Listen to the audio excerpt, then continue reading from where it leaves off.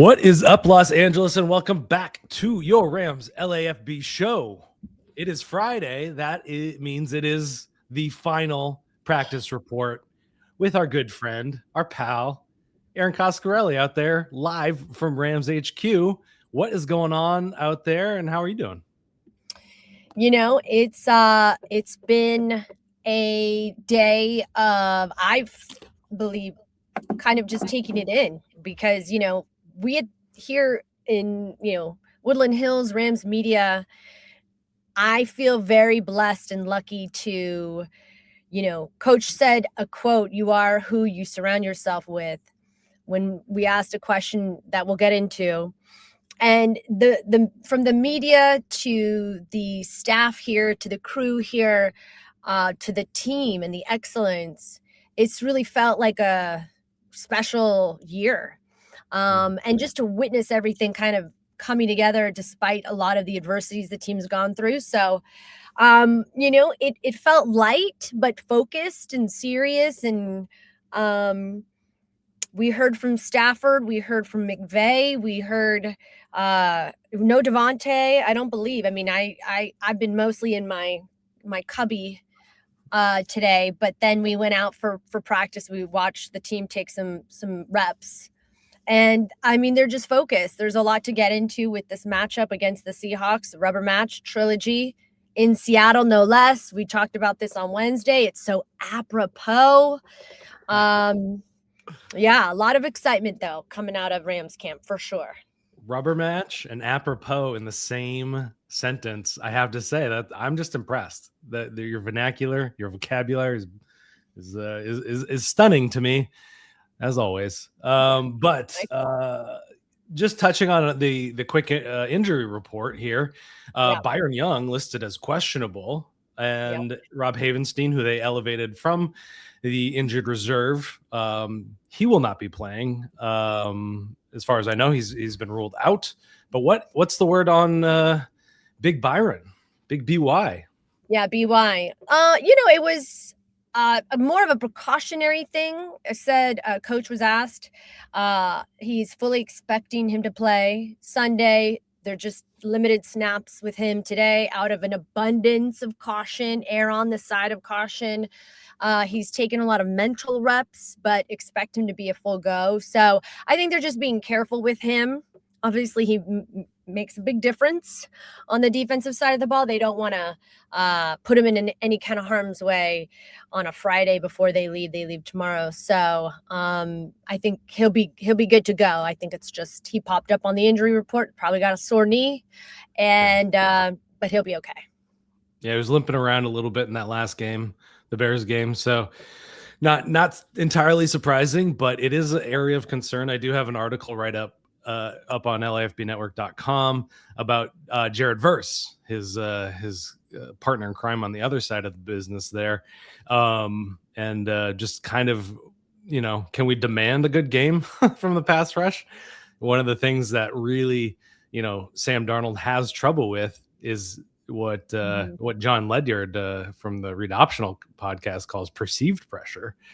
And Chris Shula and kind of what he's become known for this year particularly is moving those guys around a lot in simulated pressures, stunting them and stuff like that. So, it all right. And that's one of the X factors, right? Is the pressure Darnold feels against this team. And this team has history with Mr. Darnold starting from last year when he was with the Vikings. 9 sacks in the wild card.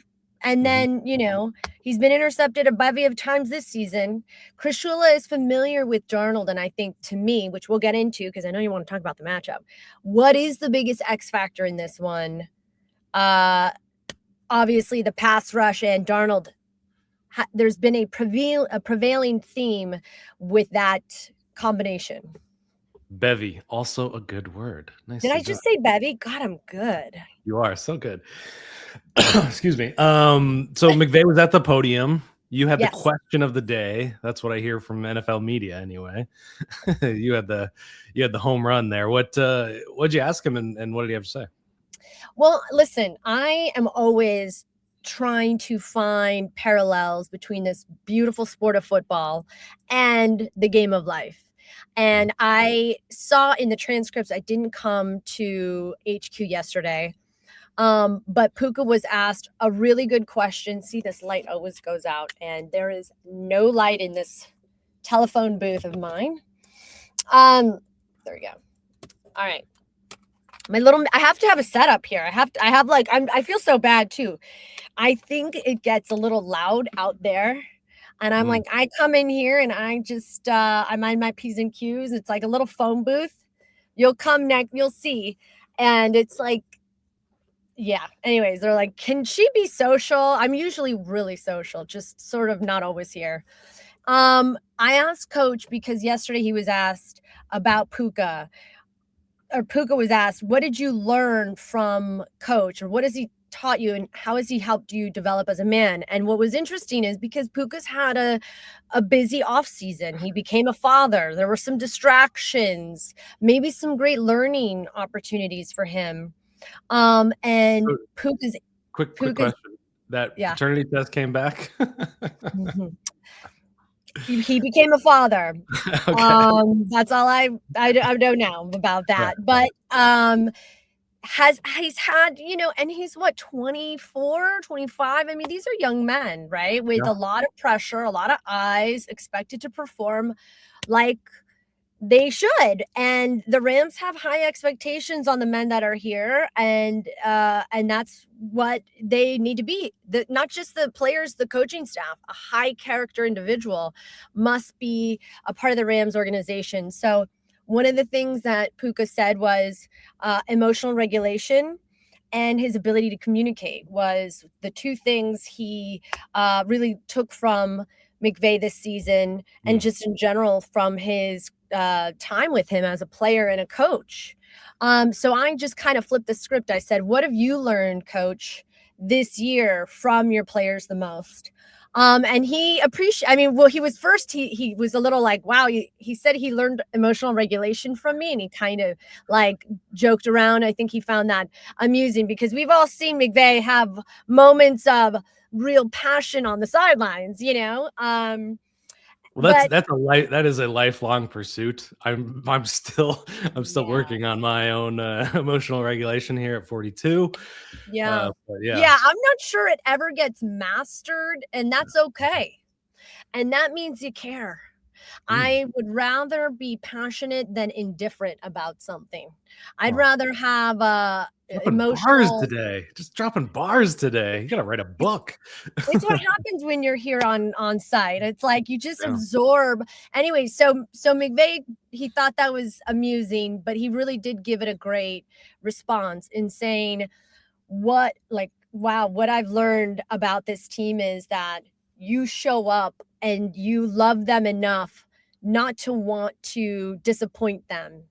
And he just really kind of talked about how much he loves this team, what they've been through, and it's not just on the football field. He was equating it to the game of life, and he just really expanded on, that when you love your players and you love your team, you go above and beyond because you don't want to disappoint them. And that actually got brought up separately about his play calling. And, and he was like, which we talked about on Wednesday, so you're seeing from this coach show up and bring a high character because I think in moments of his challenges, someone has done it for him. And if you really care, and he's like, and he even said, he's like, I don't always get it right at times. He says that a lot, which I always am appreciative of, his ability to be vulnerable and say he hasn't always gotten it right. Because I think that too is what this coaching staff does. This coaching staff will always say, hey, how are you doing? But then offer up what they might be going through. And that was some of the things that Puka had said when I was reading the transcripts. When you have a family and you're having a bad day and you're showing up, there's a comfort in this, like it feels like a brotherhood that have gone through these crazy trenches together, and it's only made them stronger. So it'll be really interesting to see this team if they can make it all the way through and how that turns out. But they've been tested in so many different ways, and it's not just showing up on the football field. It seems like it's showing up off as well. Yeah, resiliency is the word of the year, it seems like, from coming out of that coaching staff and that team across the board. Yeah, super interesting. And you bring up the coaching staff, and this coaching staff is going to see some changes. We don't know exactly what it's going to be, but interviews have gone out for Shula. Aubrey Pleasant, I saw, was interviewed for another job for the DC position at the Chargers, just down there in El Segundo. LaFleur, Shieldhouse is getting head coaching interviews, which is amazing, incredible for him. But we're going to see some changes, and Coach talked a bit about his process of interviewing. And let's be honest, this guy has assembled some of the greatest coaching staffs over the years. Under, just look around the league, the guys that he's had in this building, so to speak. So what did he shed light on in terms of that?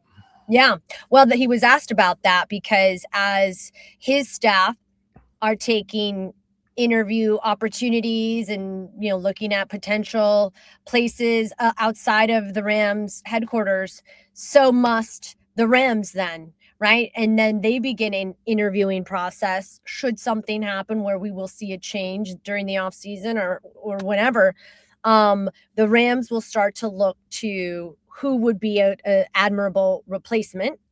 And Sarah Barshop of ESPN asked McVay today, said, what is it like, being in an interview with you, and how does that all go down? And it is really interesting because, again, how he sees things and what matters to him, he's doing something right. How many head coaches has it been out of him? Has it been like 5, 7? I don't know why I want to say 7, but I don't know if that's accurate or not, so don't quote me. But a lot. Yeah. And probably going to happen, again, whether it's this season or not. But he said he's like, first of all, we measure the fit, but also what is the most important is he doesn't think you're a good coach if you don't have good character. So that is the thing that he kind of subscribes to the most. And what that means is, how do you help elevate? How do you help communicate? How do you connect with people? And it was almost kind of very similar to his answer when I asked him about being a coach to Puka and what he's learned. He's like, you just don't want to let people down. And so how do you show up as a collective? But then he also said the other thing that's great is it means we're doing a really good job, because if someone's wanting to take our coaches, we're doing something right here. And also it's an opportunity to bring in some fresh talent, some new ideas. Cause he said, I love this. He's like, stay curious. He's like, I have to evolve too. And this is a man that is 39 and he's going to be 40 on Saturday, which is tomorrow. That's right. It's high level. It's some high level stuff. He apparently is not a fan of his birthday, nor being 40. What was this I heard about birthday wishes? This is, good news to you Twitter people. Don't be too eager. Yeah. To wish him happy birthday. Yeah, don't even think about it. He will not be happy. I guess he doesn't like to celebrate his birthday. It's interesting because it's right around Super Bowl. So he's like, so it must be a hard birthday for a competitive NFL coach, because you're either celebrating advancing. He's like, my birthday present is my work, is hopefully I'm working and continuing to work. He said, I'm not a fan of birthdays. Don't wish me a happy birthday. Of course, we know McVay is turning 40. He's 39. And he made a funny joke to Gary Klein of the LA Times, because with McDermott out, is McVay now like second in line? He used the word seniority, Gary did. And McVay was like, hey, calm down on the seniority. And he kind of pointed back at Gary. And it was, I don't know if I'm being loud or not. See, I need to be quiet. I see people looking over here. And he was in a great mood.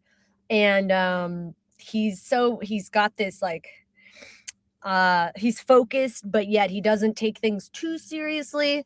But don't wish him a happy birthday. Period. The end. He's gonna be 40, but he doesn't want to talk about it. He said he will slap you around if you wish him a happy 40th. And listen, Coach, I know you watch. I know you're avid. We are the most influential Rams podcast out there. I haven't said that, but we are. It's been proven. 40's great, man. I've loved my 40s so far. 40s. I'm coming up on 43. I'm glad, Coach. I shouldn't. It's May. It's a little ways away. But my 40s have been great. Get on board, man. I mean, listen, but I will say it is. You feel like you're jumping off a cliff. I don't know what it is. I've never had a weird issue with my age. I don't lie about it. I'm 41. You can Google it. It's like no big deal. It doesn't bother me. Not yet. But there was a thing that when I was like, oh, I'm going for my third. And I think that probably just happens when you go into a new decade. But you're right. It's been smooth sailing. It's been smooth. No, I'm kidding. But it's not so bad. It really isn't so bad out there, guys. People call me sir now. That's kind of nice. Not gonna lie. Wow. It's the haircut. That's what it is. That's what it is. Yeah. I forgot to bring it up after you're talking about Puka Nacua and the influence going both ways. When the year 2024, I asked Cooper Kupp, you have influenced Puka Nacua in innumerable ways. I just saw, I think Nate Adkins had an article up about that. So I asked Cooper, like, what has he had a good influence on you? Because I saw this video during the off season. They were all up on stage at some country concert, and they were singing the song into the mic, at this country concert. And Cooper Kupp is like not like an out front kind of, party animal or wild man, but he really didn't. He didn't say much. He didn't say that Puka had really been a good influence on him. Maybe he got him out of his shell a little bit. That's what I'm trying to get at. Yeah. I don't know. It's just been, I think the thing is, it's been maybe a challenging season for Puka. Yeah. And more so than normal when you have a lot of eyes on you and there are things that the coach had to answer that maybe he could have been frustrated by. But one of the things that McVay always says is, I'm going to put my arm around you. So I think the thing we appreciate, whether you're a player or just a person, is who's there for you during the lowest, because those are the hardest. It's easy to be there when you're winning, but who's really there for you when you're losing is the question. And I think that's maybe what Puka might have been referring to. I would say so. So you had Nate Adkins. We already brought him up, but you had him on your show. Go check that out. Believe in Rams with Erin Coscarelli. Had Nate on. What he was so great.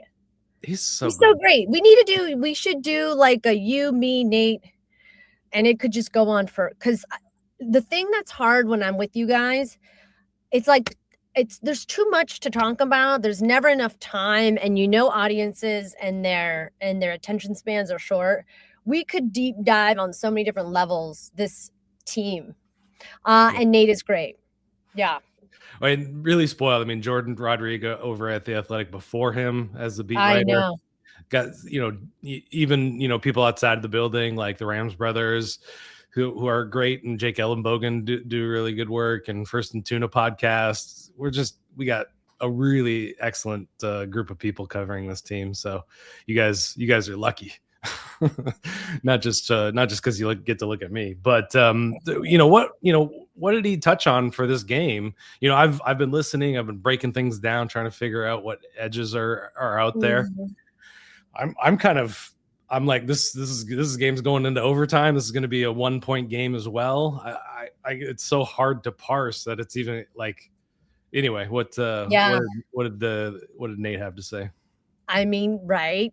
Well, again, just keeping real close attention on who could have the edge. This team feels so evenly matched. Number one scoring offense, number one scoring defense. There's so much in the way of just like yummy storylines. And, Nate just said if it goes the way it's been going, this thing could go into triple overtime and just come down to a 2-point conversion. But this time he thinks that the Rams would be ready for that. So I think it's just he had asked a really great question to Stafford. I believe it was Stafford. I can't remember, but he basically just asked, now that we have Devontae back, he said, you're getting Devontae back. You didn't have him last year. And what does he bring to this team? Because remember too, Devontae's had a lot of NFC title experience, but just no big game. And Stafford has not had as much NFC title experience. And kind of Stafford made the joke of, well, Devontae's had I remember I was somewhere else for 12 years before I really had a chance to, break into that. So I think just the X factor and what Devontae will potentially bring that's different this game that wasn't available when the Rams played the Seahawks week 16 in Seattle. I think just kind of like we're all trying to do, sort of parse together, but really put how big this moment really feels for both teams. And again, we kind of talked about Cooper Cup. They dished Cooper, they brought in Devontae, and now they get to play. And there's, it'll be a very highly anticipated game. Yeah, for sure. I saw in the description anyway, I haven't watched the episode, but special teams was brought up. Did he have any kind of insight on who are me with Nate or today with McVay? That's so funny. I actually, so mad. I interviewed Mevis today. I interviewed him and I had the recording, and guess what my iPhone did? Oh no, what happened? No storage. But I'm like, I can't even, and I didn't even have the ability to ask him. I'm like, just, I can't even ask. I can't even go through this wonderful interview yet again a second time. It was amazing. But it's just how special they have been in the way that McVay made a mid-season coaching fire, which he's never done before.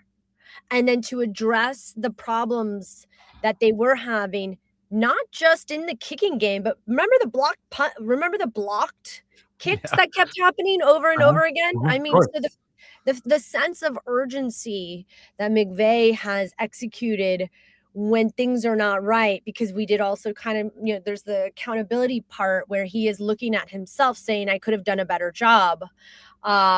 He's also going to try to put his team in the best position to win when it comes to his staff. Yeah, for sure. I mean, like, was it the right move to fire Chase Blackburn? You had to do something. You had to create some amount of urgency for everybody, and it goes back to that big word accountability that he likes to talk about as well. Yeah. And did it change the world and fix everything? Are they going to be able to stop Rashid Shaheed? They're probably not going to kick to him.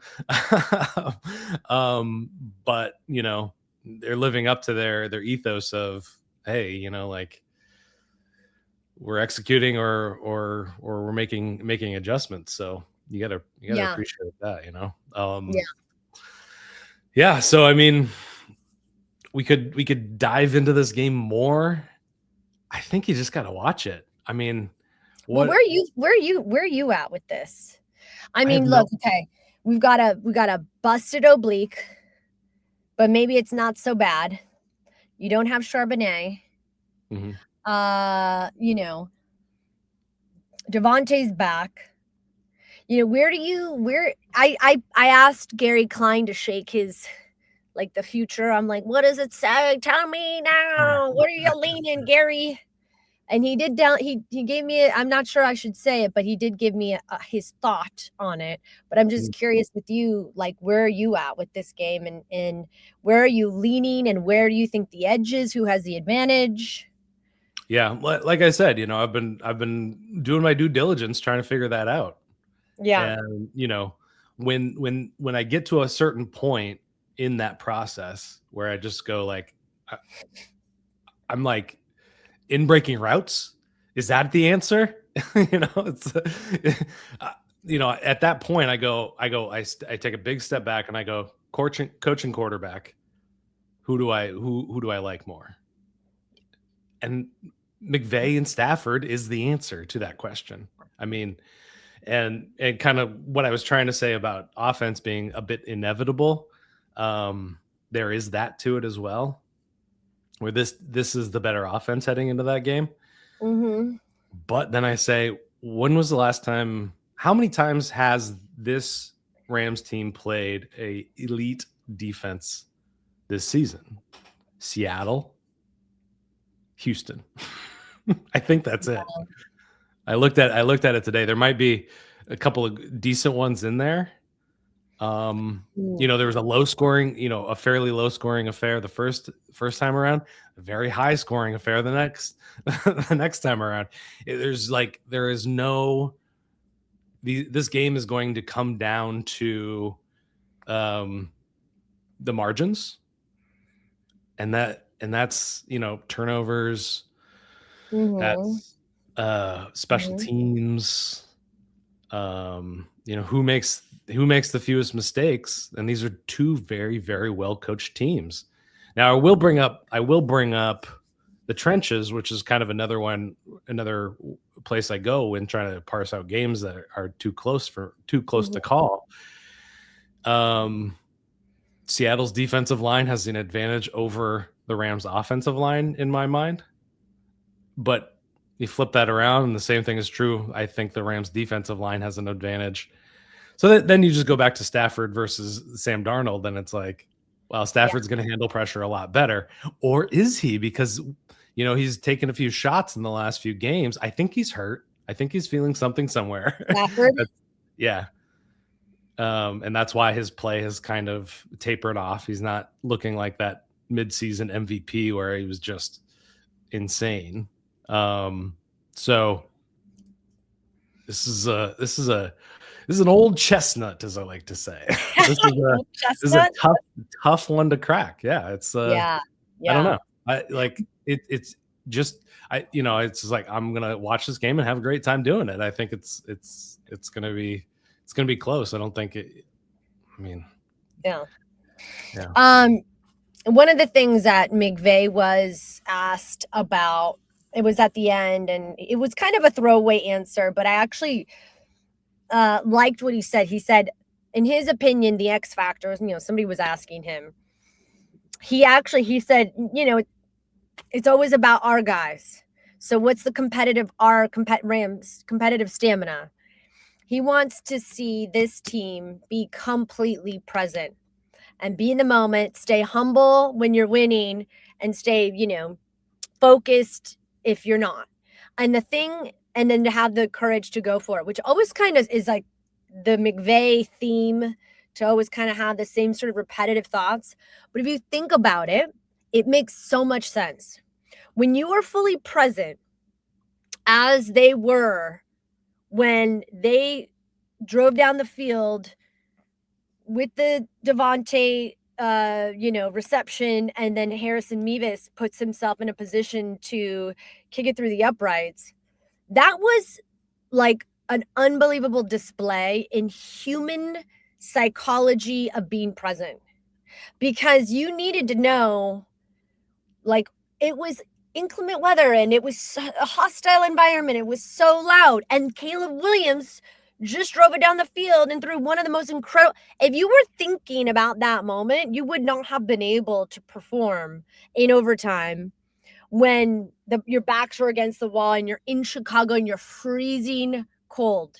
And I think that's going to be what matters most, is how coach says it all the time, be present.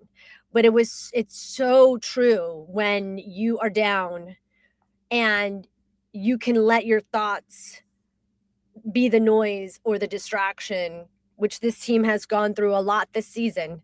So I think that's the X factor. Did that make sense what I just said? Yeah, 100%. Which team is going to be more present and standing where their feet are, I guess, is something I've heard from McVay, I think. Yeah. Yeah. No, I love that. I think, yeah, that's a much more human answer than mine in breaking routes. Yeah.